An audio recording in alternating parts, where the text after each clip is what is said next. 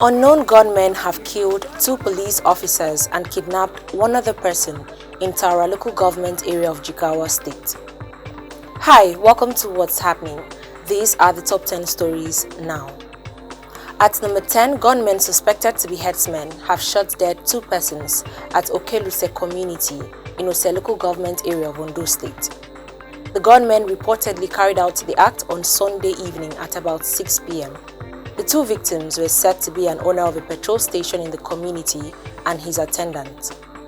A resident of the community who spoke on condition of anonymity described the killers as herdsmen who have allegedly been terrorizing the local government.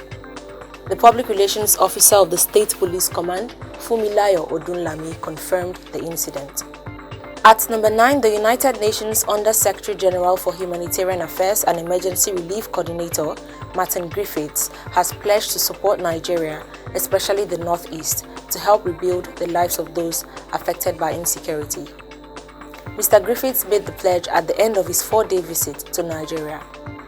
The UN Humanitarian Affairs Chief, who had traveled to Nigeria to see firsthand the humanitarian situation in the region, said and pledged that the UN would do everything to support the country. The UN Relief Chief met Vice President Yemi Osibanjo, the Chief of Defense Staff, Lucky Irabo, some federal government officials, as well as Governor of Borno State, Babagana Zulu. At number 8, fire has gutted shops at the new Lafia Motor Park in Nasarawa State, destroying goods worth millions of naira. It was gathered that the fire started late on Friday and lasted till the early hours of Saturday. Speaking on the incident, the State Coordinator of Fire Service, Hanatu George, said they got a distress call on Friday night and responded immediately. Mr. George, however, said that although no life was lost, investigation had begun to ascertain the cause of the fire. At number 7, the President of the African Development Bank, Akinwumi Adesina, has described the Dangote Refinery and fertilizer plants as projects that would positively affect Africa's economic growth and development.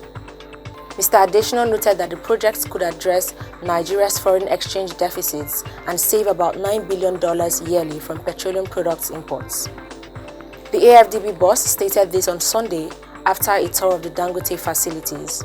He said the project was far beyond the expectations of his team and the best industrialized project to happen to Africa. At number 6, the Mietiala Cattle Breeders Association has disclosed that Fulani herdsmen are considering to adopt the national leader of the All Progressives Congress, Bola Tinubu, as their presidential candidate in 2023. The Herders Association made this known on Sunday after a meeting at the Agricultural and Rural Management Training Institute in Abuja. The convener of the meeting, Yao Haruna, said, "We are also scanning the people showing interest in the presidential seat, with Bola Tinubu leading because he was the one that intervened in our matter while he was governor of Lagos and we had a crisis in Benue. Tinubu came all the way, got us on a round table and reconciled us. So someone who could do this at that time, we believe can do more when he's at the helm of affairs."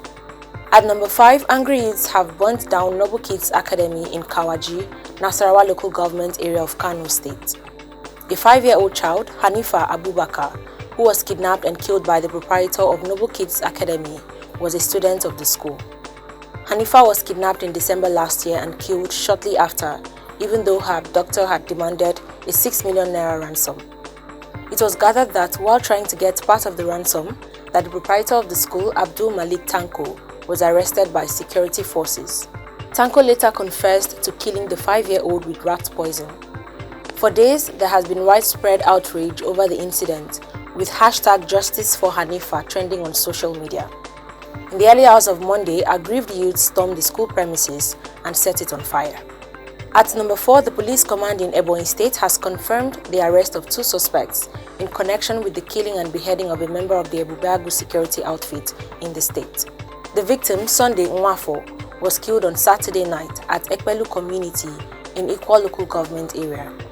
It was learned that the suspect stormed his house at night while he was asleep, shot him dead and cut off his head.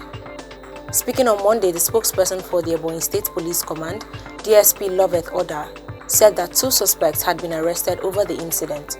At number 3, mutinous troops in Burkina Faso have arrested President Christian Kabore and detained him in the army barracks. Kabore was arrested by the troops on Monday, a day after an uprising was staged. It was gathered that soldiers at several army bases across the West African country rebelled on Sunday, demanding the sacking of the military top brass and more resources to fight a bloody jihadist insurgency. Later in the day, gunshots were heard near Kabore's private residence in the capital, and witnesses reported seeing a helicopter above it. At number 2, the Joint Admissions and Matriculation Board has announced that the registration for the Unified Tertiary Matriculation Examination and the Direct Entry Examination will commence on February 12, 2022. This was contained in JAMB's weekly bulletin released by its Director of Public Relations, Dr. Fabian Benjamin, in Abuja on Monday. The bulletin said UTME/DE registration starts 12th of February 2022 and ends on the 19th of March 2022. Mock examination holds on the 20th of April 2022. UTME holds from 20th to 30th of April 2022. Finally, at number 1, unknown gunmen have killed 2 police officers and kidnapped one other person in Taura local government area of Jigawa State. The police command in Jigawa confirmed the incident on Monday. It said the incident occurred on Sunday afternoon after the gunmen invaded the residence of Maru Abubakar at Kwalam town and abducted him. The police explained that they received a distress call that unknown gunmen invaded Kwalam town in Taura local government area. A team of policemen were deployed to the scene, where they were engaged in a gun battle by the terrorists. The command added that 2 policemen were killed close to an improvised patrol vehicle, which was set ablaze by the gunmen. Always remember to wear your mask, wash your hands, and stay safe. That's all for today. See you next time on What's Happening.